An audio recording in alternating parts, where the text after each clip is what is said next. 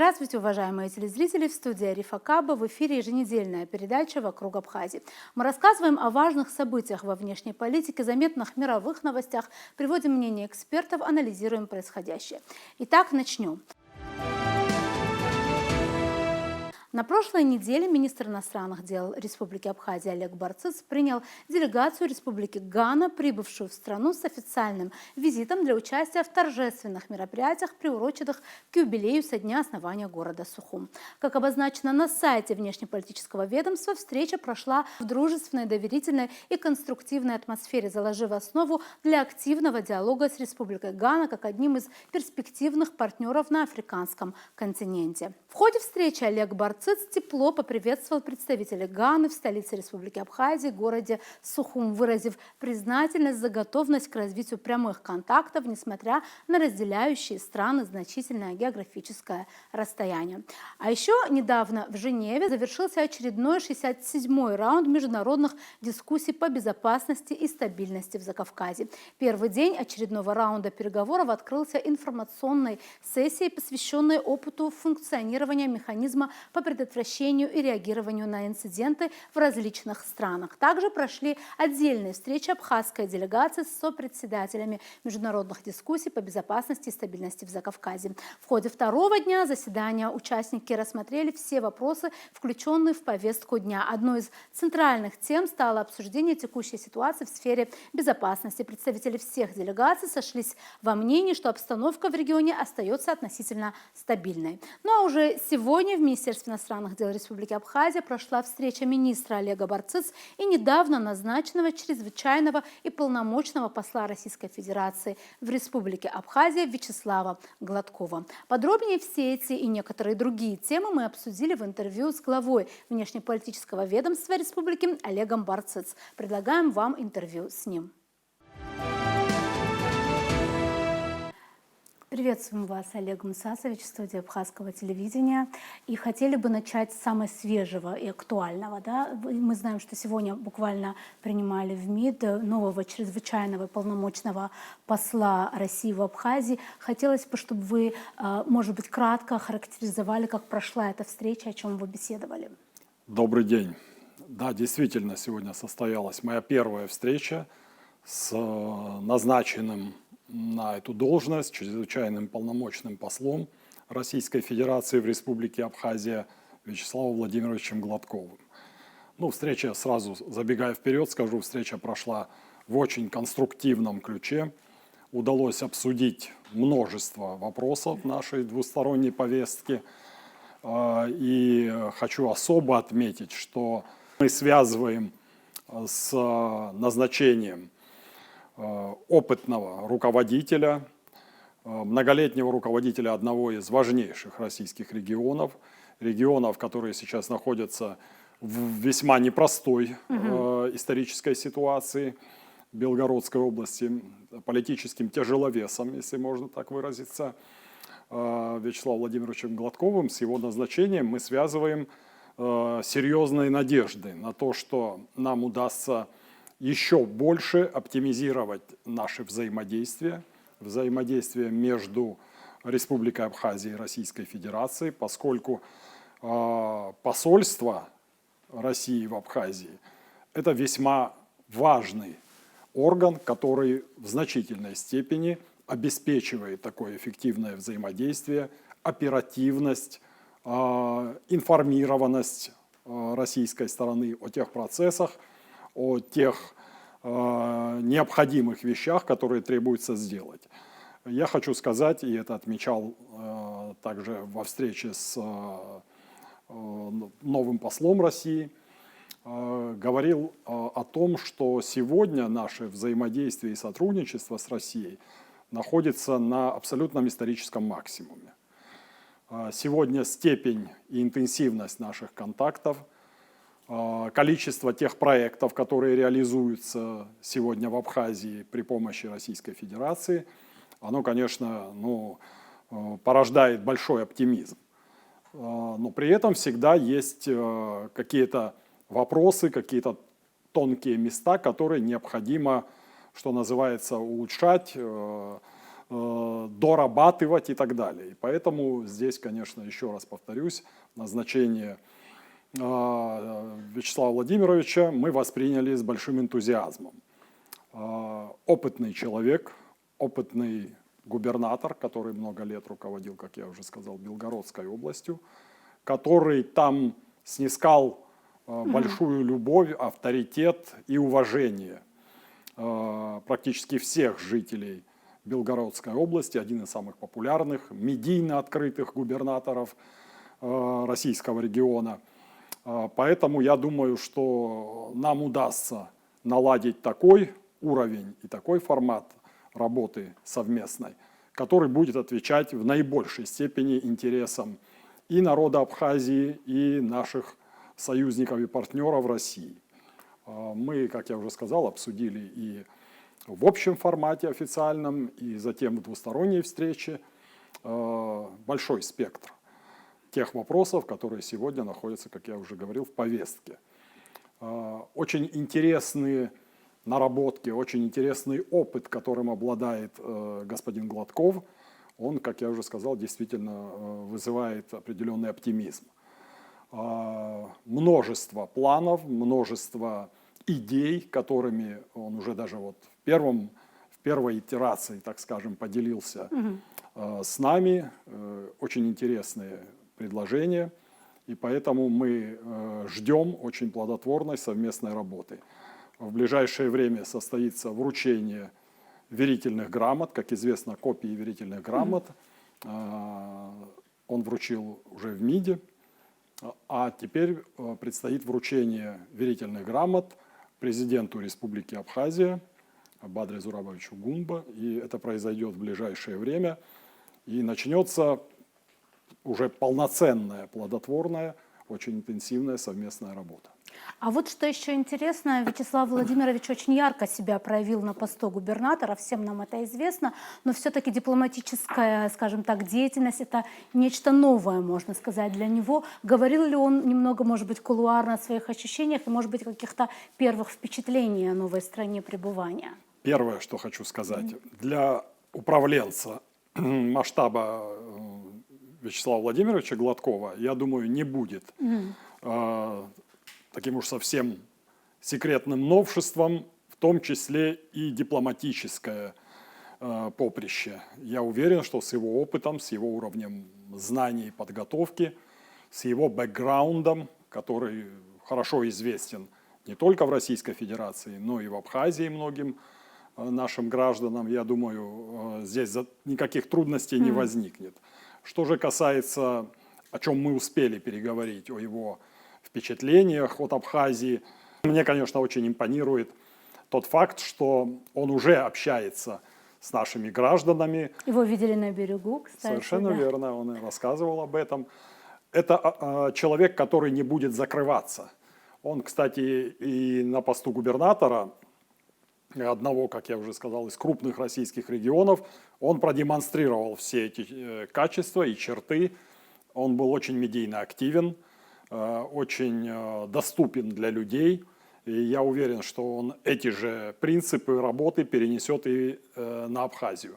Пока что он высказывался о том, что впечатлен красотой Абхазии, красотой нашей природы, открытостью и дружелюбием людей. Поэтому старт хороший. Да, спасибо большое. Позвольте перейти к другой теме. Завершился очередной 67-й раунд женевских дискуссий, на который вы лично возглавляли нашу делегацию. Пожалуйста, мы знаем, что часто там информация одна и та же, но нам все равно интересно узнать, как проходил этот раунд. Ну, действительно, прежде всего, я хочу сказать, что это иллюзия того, что там происходит все время одно и то же. Богатая политическая, внешнеполитическая жизнь, которая бурлит в регионе Южного Кавказа, в наших соседних регионах, она обязательно привносит в каждую очередную повестку что-то новое. Это всякий раз происходит. Другое дело, что формат женевских дискуссий и информационная составляющая этой работы, она давно уже регламентирована. Это не мы сейчас придумали. Так сложилось, что по всеобщей некогда договоренности, которые были достигнуты, когда этот формат еще только у своих истоков стоял, не все, что происходит в зале заседаний, становится достоянием гласности. Я иногда слышу настойчивые пожелания представителей нашего общества, некоторых наших граждан, которые, значит, сетуют на то, что недостаточно информации. Я хочу сказать, что вся информация о каждом нюансе, о каждой коллизии, которая возникает в том или ином раунде наших консультаций по безопасности и стабильности в Закавказье, она доводится до высшего политического руководства Абхазии в лице президента Республики Абхазия в полном объеме. В полном объеме. И далее уже идет решение руководителя страны о том, какие коррективы необходимо внести, какую степень вовлеченности в ту или иную позицию нам стоит занять. Эта работа не самая открытая, это надо понимать. Масса нюансов. Но жизнь сама, как я уже сказал, подбрасывает новые и новые сюжеты для того, чтобы они стали предметом обсуждения, в том числе и в рамках дискуссий по безопасности и стабильности. И 67-й, минувший раунд, он тоже не стал исключением. Мы все видим, насколько интенсивно развиваются политические процессы, общественные процессы в той или иной стране, которая входит в наш регион. Что касается наших непосредственных взаимоотношений с Республикой Грузия, а именно это в фокусе нашего участия в женевских дискуссиях, то, разумеется, и здесь все непросто. Грузия сама переживает весьма непростой период. Мы с вами видим, какова активность различных европейских и вообще западных различных институтов, которые пытаются все-таки радикализировать обстановку в Грузии, которых не устраивают некоторые подходы правительства Грузии во внутриполитической повестке. Ну, однако, к сожалению, я должен констатировать, что в вопросах повестки, которая касается взаимоотношений с Абхазией, руководство Грузии занимает последовательную такую печальную, нереалистичную позицию. Это касается их постоянных претензий к Российской Федерации, постоянных нарративов о том, что Абхазия является оккупированным регионом. Они по-прежнему отрицают наличие и статус государственной границы между Абхазией и Грузией.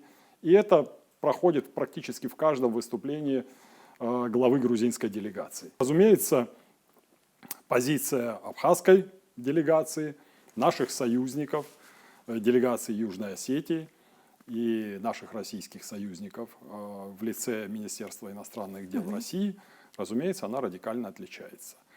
Мы, как я уже не раз говорил, мы тщательно готовимся к каждому раунду, к каждому конкретному раунду, а не вообще. Многие наши граждане, может быть, даже некоторые люди, которые называют себя экспертами, они имеют весьма отдаленное представление, к сожалению, о том, что составляет предмет наших обсуждений.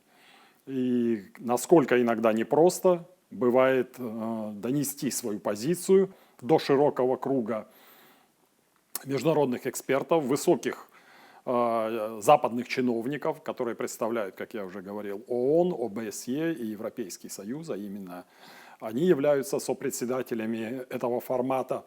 И поэтому здесь нужно готовиться очень предметно. Мы готовимся с цифрами в руках, с историческими фактами, со ссылками на документы, которые уже приняты и утверждены. И поэтому, конечно, наша позиция, она смотрится намного более выигрышно. Это сейчас не только я говорю. Вот я наблюдаю очевидную, заметную усталость, очевидную такую усталость от позиции грузинской стороны со стороны сопредседателей. Вот, например, была полемика, значит, главы грузинской делегации с представителем от ОБСЕ. Я так раскрываю немного кухню, может быть, вопреки даже, так сказать, утвержденному формату. Например, организация, которая называется ОБСЕ, она постоянно мониторит происходящее на границе, государственной границе Абхазии и Грузии с обеих сторон. И неизменно уже третий раунд, значит, европейские чиновники дают заключение о том, что ситуация на границе стабильна. А мы знаем, как высока активность, человеческая активность при пересечении границы по реке Ингур. Это порядка 3000 человек в сутки. Разумеется, мы, как абсолютно законный аргумент, говорим о том, что если бы не были созданы условия абхазской стороной, если бы на границе не царила безопасность, слаженная работа всех служб Республики Абхазия, которые вовлечены в этот процесс, то очевидно, что такой активности бы не было. Люди просто не стали бы приходить в опасные для себя места. Ну, разумеется, и с этими формулировками соглашаются и европейские сопредседатели. Разумеется, это не устраивает, такие оценки не устраивают грузинскую делегацию. И периодически вот возникает некая полемика. Ну, здесь наши оценки абхазской делегации и сопредседателей совпадают. Мы все вместе, органы власти Республики Абхазия, обеспечили именно тот комфортный и такой разумный режим функционирования всего этого большого организма на государственной границе. Мы считаем, что ситуация находится абсолютно под контролем, и попытки представить это дело другим образом, ну, они не выдерживают критики. При этом мы открыто говорим, что да, мы взаимодействуем с нашим стратегическим партнером, с Российской Федерацией. Есть совместные форматы, в том числе они касаются и функционирования на границе по реке Ингур. Мы и дальше будем совершенствовать это взаимодействие. Мы никому не угрожаем, но мы обеспечиваем прежде всего нормальное функционирование, как я уже сказал, и безопасность граждан Республики Абхазия. Поэтому, конечно, закон, он суров, но мы вынудим всех, кто вовлечен в процессы, которые связаны с трансграничным сотрудничеством, соблюдать законы Республики Абхазия. Иногда мы слышим претензии о том, что происходят задержания нарушителей государственной границы, лиц грузинской национальности. Ну, разумеется, когда нас просят о, так сказать, практике нулевых задержаний, мы говорим, что обеспечьте практику нулевых нарушений, и тогда не будет задержаний. Рецидивисты, те, которые пытаются не раз нарушать государственную границу, они, разумеется, будут задерживаться, и их действиям будет дана правовая оценка. Ровно так мы и поступаем. Поэтому я считаю, что, конечно, попытки грузинской стороны представить дело таким образом, что абхазская сторона, значит, не контролирует ситуацию на границе, что там преследуются лица грузинской национальности, вот по этническому, по национальному принципу, они не выдерживают никакой критики и не подтверждаются международными структурами. Мы считаем, что это хороший большой успех для нас. Мы объективно представляем информацию, так же, как и говорим об тех условиях, которые стали причиной вот сегодняшней ситуации, а именно агрессия Грузии против Абхазии в 1992 году. Об этом, конечно, не очень нравится нашим оппонентам слушать, и они не очень довольны, что мы все более настойчиво эти факты представляем такому высокому сообществу чиновников Организации Объединенных Наций, Европейского Союза, ОБСЕ и так далее. Но мы приезжаем с фактами, мы приезжаем с историческими фактами, со статистикой. И поэтому, конечно, это все больше и больше укореняется в сознании, в том числе и тех экспертов международных, и тех международных функционеров, которые присутствуют на наших дискуссиях. Ну, разумеется, этот раунд отличался, я могу сказать, такой особой остротой, поскольку грузинская сторона довольно нервно ставила некоторые свои вопросы, обвинения.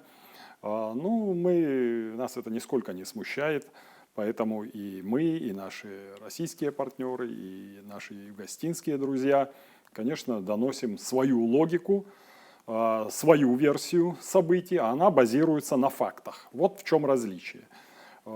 Если наши оппоненты свою логику убеждения выстраивают на мифах, на переписывании исторических фактов задним числом, то мы исключительно на фактах, которые сегодня имеют место, которые сегодня сложились в регионе, но при этом и на солидной историко-правовой базе.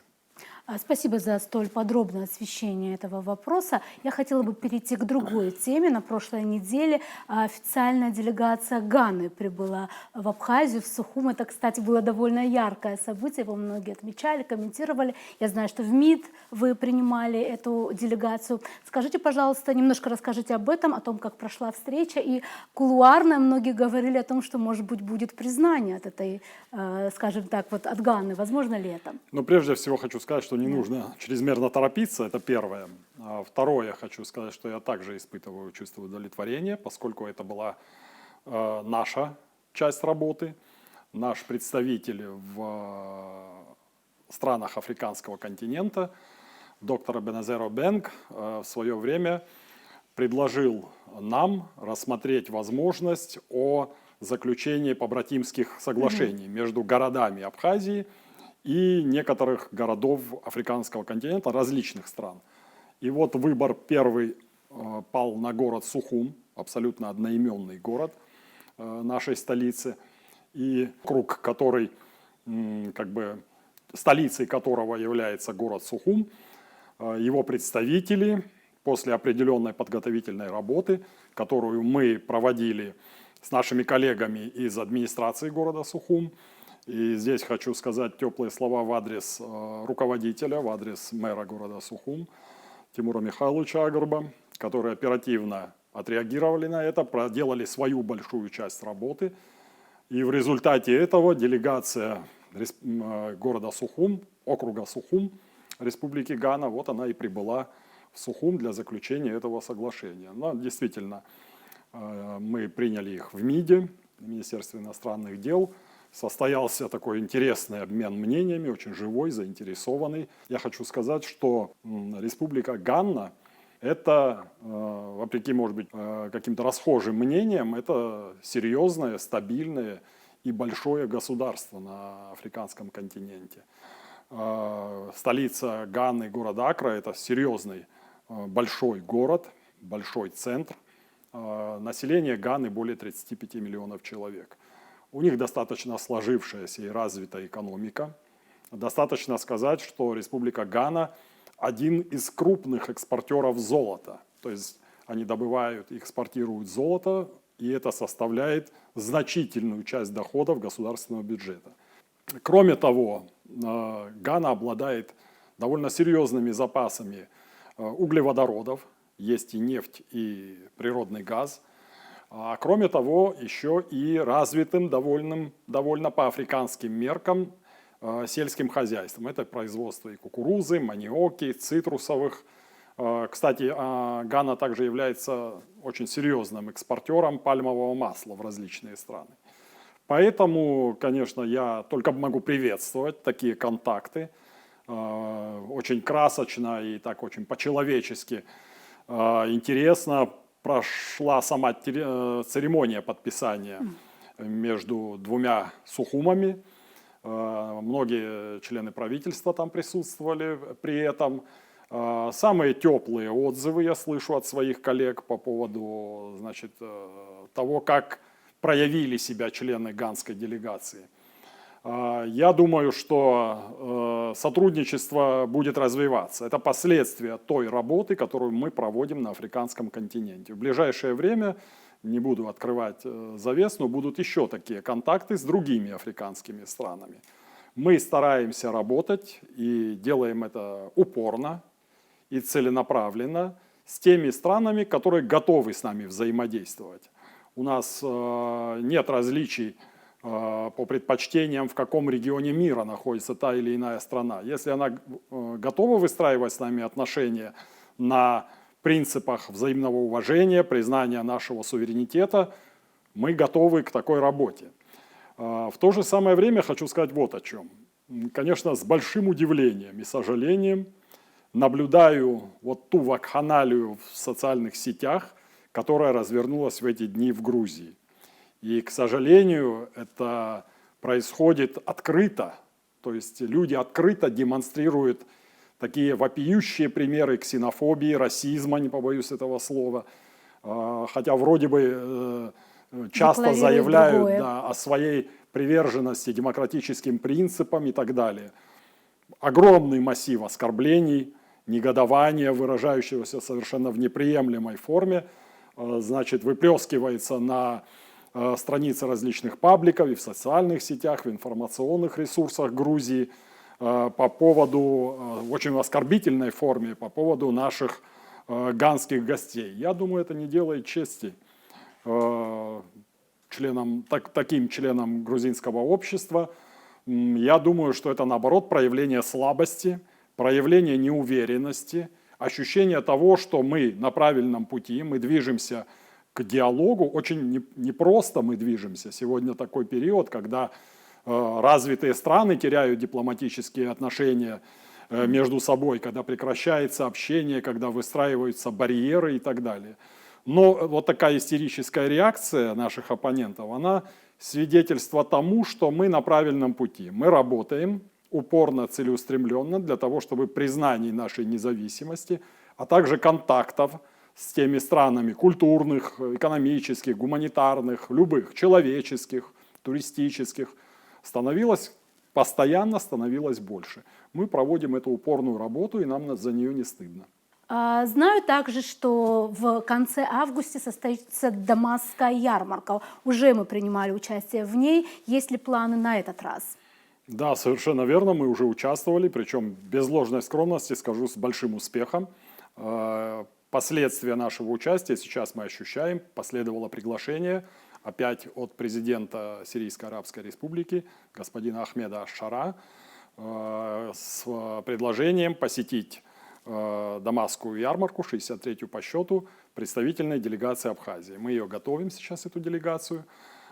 И я думаю, что в не менее представительном составе приедем к нашим союзникам и друзьям в Сирийской Арабской Республике, продемонстрируем наш экономический потенциал, продемонстрируем нашу культуру и наладим новые связи. Это важный плацдарм Абхазии для взаимодействия со странами Ближнего Востока. Это наши партнеры, которые декларируют свою приверженность продолжению отношений с нами, и поэтому мы очень дорожим этим. И, соответственно, очень важен эффект присутствия, очень важно общение с нашей диаспорой. Именно на это мы и ориентируемся в нашей ближайшей работе. Очень интересно, будем подробно следить. Благодарим вас, Олег Мусасович, что пришли и ответили на наши вопросы. Спасибо. Продолжаем передачу. Саммит НАТО в Турции – важнейшая тема прошедшей недели. В Анкаре была принята итоговая декларация саммита НАТО, в которой Россия была названа, цитата, «долгосрочной угрозой евроатлантическому миру». Страны-члены Альянса также пообещали Украине дополнительную поддержку и вооружение. Украинскому президенту Владимиру Зеленскому не разрешили выступить на мероприятии, чтобы не злить американского лидера Дональда Трампа. Тем не менее, по прибытии в Анкару Трамп выдвинул Альянсу ряд претензий. Какие выводы можно сделать по итогам саммита НАТО, разбирает газета.ру. В итоговой декларации саммита НАТО в Анкаре, опубликованной на сайте Альянса, отмечено, что Россия представляет долгосрочную угрозу евроатлантическому сообществу. Чтобы противостоять долгосрочной угрозе, которую Россия представляет для евроатлантической безопасности и стабильности, а также сохраняющейся угрозе терроризма, союзники выполняют свои обязательства в области обороны, взятые в Гааге, говорится в документе. Эксперты отмечают, что ключевым результатом саммита в Анкаре стала фиксация антироссийского курса как основы будущей перезагрузки Альянса. Сам по себе саммит в Анкаре застолбил следующее. НАТО начнет перезагрузку, и в основе этого процесса будет противостояние с Россией. Все думали, что в основу перезагрузки ляжет увеличение военных бюджетов или перестройка институциональных основ Альянса. Но это вообще не главное. Анкара застолбила, что главным принципом принципам перезагрузки НАТО будет антироссийская история. Раскол НАТО будет заживляться только за счет одного внешнего врага России, отметил политолог Сергей Маркелов в беседе с газетой «Ру». По его мнению, президент США постарается дистанцироваться от жестких формулировок итогового документа в адрес России, чтобы не накалять и без того нестабильные связи с Москвой. Эта фраза про долгосрочную угрозу не трамповская. Очень важно это понимать. Я уверен, что Трамп после саммита будет в своих высказываниях намекать на то, что никакого отношения к этой фразе он не имеет. И тот факт, что Трамп до саммита НАТО и после будет контактировать с Россией, говорит о том, что он действительно хотел бы наладить связи, готов слушать российскую точку зрения, заключил эксперт. Кроме объявления России долгосрочной угрозы, страны НАТО также пообещали выделить 70 миллиардов евро Украине в 2026 году. При этом в декларации не упоминается обязательство о принятии Украины в альянс. Президент Украины Владимир Зеленский лично присутствовал на полях саммита в Анкаре, был приглашен на ужин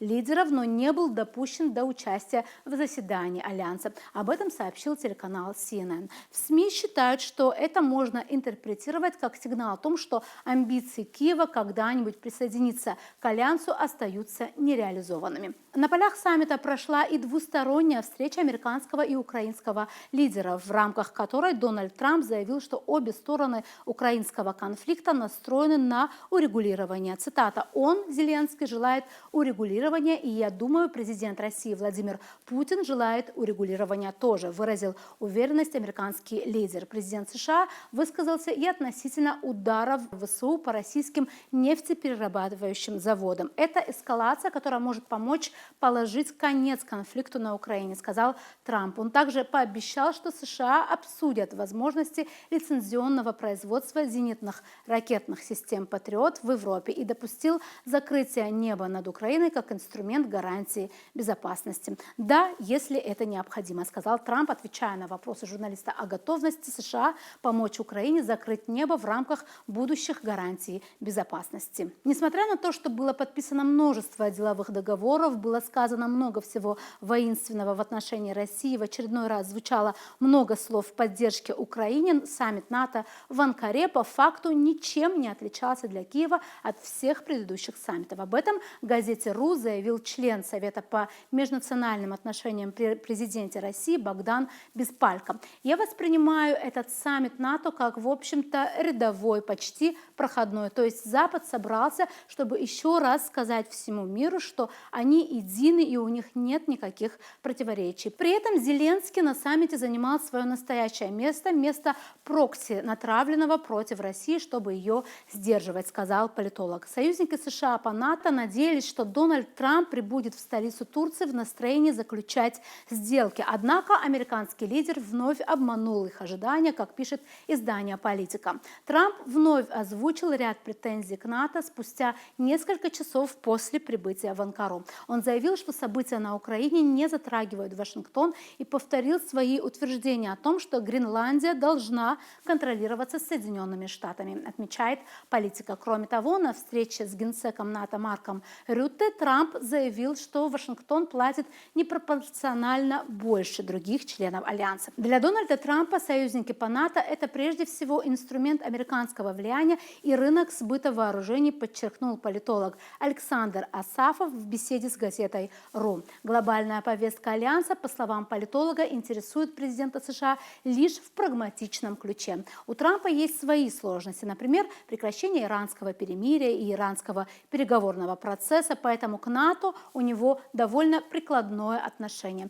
Функция НАТО – это способ продавать американское оружие и влиять на политику на европейском политическом ландшафте. Последнее ему не очень интересно, точнее совсем не интересно, поэтому он периодически угрожает то вывести полностью войска, то еще какими-нибудь подобными угрозами, если они не будут платить, пояснил Асафов. На этом у нас сегодня все. Будем продолжать держать руку на пульсе событий. До новых встреч в эфире.